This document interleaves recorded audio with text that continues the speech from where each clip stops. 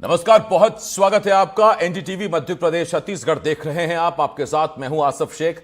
Bulletin की शुरुआत इस वक्त एक बड़ी खबर के साथ कर रहे हैं और बड़ी खबर नारायणपुर से आ रही है, जहां गुरमका के जंगल से 10 प्रेशर आईडी बरामद किए गए हैं। डीआरजी और जिला बल की टीम ने इन आईडी को बरामद किया।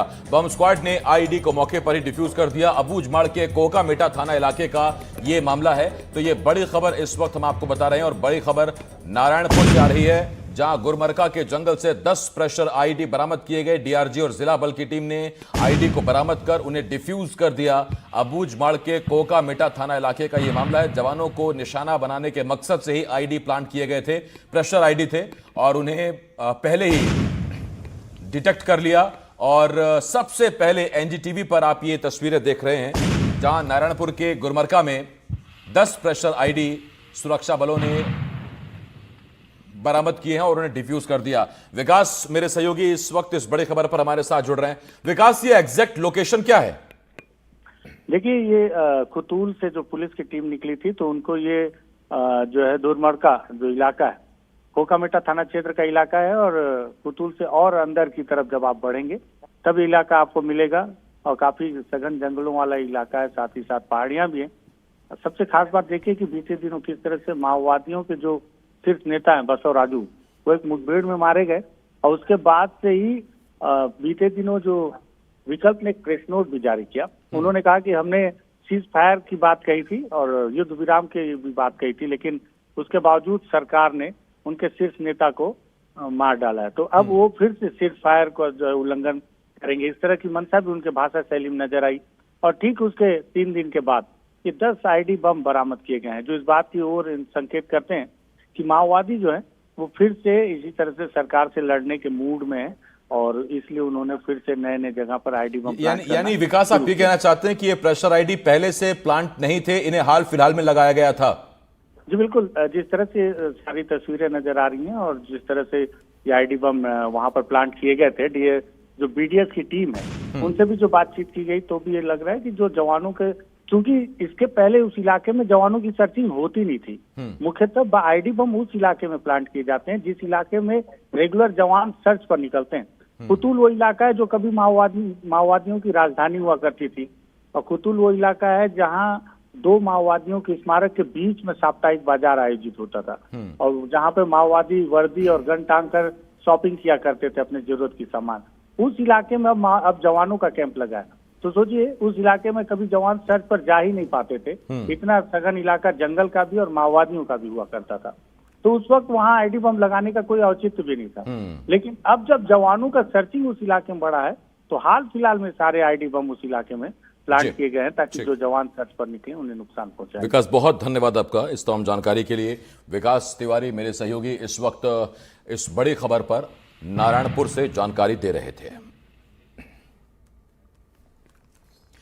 बुरहानपुर से इस वक्त एक बड़ी खबर है, जहां बारिश ने लोगों की मुसीबतें बढ़ा दी हैं। बारिश के चलते उफान पर नदी नाले हैं, जान जोखिम में डालकर नाला पार कर रहे हैं। घाघरला हैदरपुर मार्ग पर नाला उफान पर चल रहा है। तो बुरहानपुर में बारिश ने लोगों की मुसीबत बढ़ा दी है। नेपानगर क्षेत्र के घाघरला हैदरपुर में थोड़ी बारिश के बाद ही नाला उफान पर बहने लगा है। ऐसे में लोगों की लापरवाही भी सामने आ रही है। लोग जान जोखिम में डालकर नाले को पार कर रहे हैं। वहीं नागरिकों ने इस मार्ग पर पुल बनाने की मांग की है।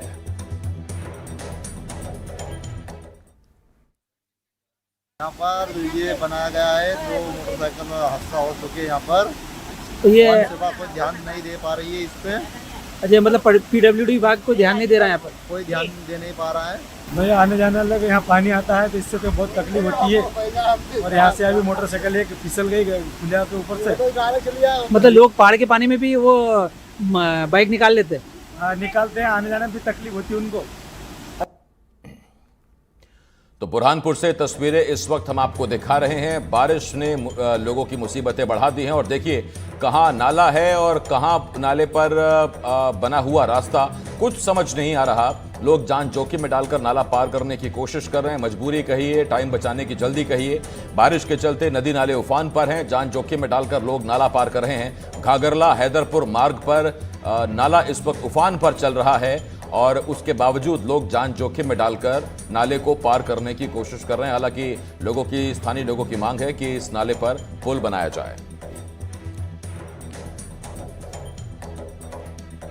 तो मानसून आते ही इस तरह की तस्वीरें सामने आने लगी हैं और जहां जहां पुल या पुलिया नहीं है और ऊंचे पुल पुलिया नहीं है, वहां वहां इस तरह की दिक्कतें आम हो जाती है। और अब बुरहानपुर के तस्वीरें इस वक्त हम आपको दिखा रहे हैं। ये बुरहानपुर का घाघरला हैदरपुर रास्ता है जिसके बीच में नाला पड़ता है और नाला उफान पर है। और आप देखिए कुछ लोग बाइक घसीट रहे हैं तो कुछ लोग बाइक पर चढ़कर उसे पार कराने की कोशिश कर रहे हैं। हालांकि जान जोखिम में डालकर ये रिस्क लेने की कोशिश है। पानी भले ही कम है लेकिन कब जलस्तर बढ़ जाए और कितना वेग से पानी आए ये कौन जानता है। इस वक्त शारिक अख्तर मेरे सहयोगी इस बड़ी खबर पर हमारे साथ जुड़ रहे हैं। शारिक, सबसे पहला सवाल तो यही है, पुल नजर नहीं आ रहा है और पुल तो छोड़िए, ये भी समझ में नहीं आ रहा कि नाले पर बना हुआ रास्ता किधर है। जरा सी लापरवाही और लेने के देने पड़ सकते हैं। देखिए आसिफ जी, हम आपको बता दें बारिश अभी शुरू नहीं हुई है और बारिश शुरू होने के पहले आपदा प्रबंधन की बंद कमरों में एसी में बैठकें हो गई है और सुरक्षा के उपाय कागजों में हो गए हैं। लेकिन जो जिम्मेदार अफसर हैं उन्होंने पुराने सालों के अनुभव नहीं लिए। अभी प्री मानसून की ही बारिश हुई है और हम आपको बता दें कि ये जो इलाका है ये आदिवासी ब्लॉक खगनार के नेपानगर क्षेत्र का है।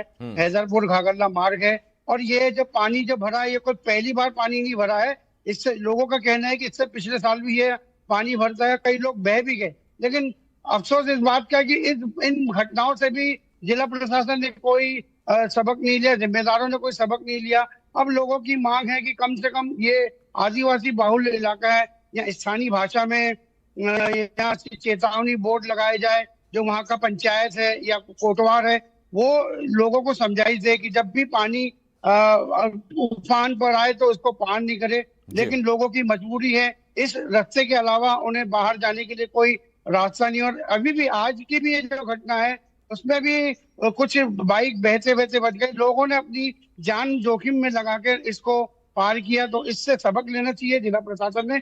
अभी बारिश को कुछ कभी 10 या 8 या 10 दिन का समय बाकी है और पूरे जिले में ऐसे जितने जो पुल पुलिया वाले इलाके हैं उस पर गंभीरता से जिला प्रशासन को समीक्षा करने की जरूरत है, वरना लोगों को अपनी जान जोखिम में डालकर इसे पार करना पड़ेगा और हो सकता है कि कोई अनहोनी भी हो सकती है। बहुत धन्यवाद आपका शारिक इस तमाम जानकारी के लिए। शारिक अख्तर दुर्रानी इस वक्त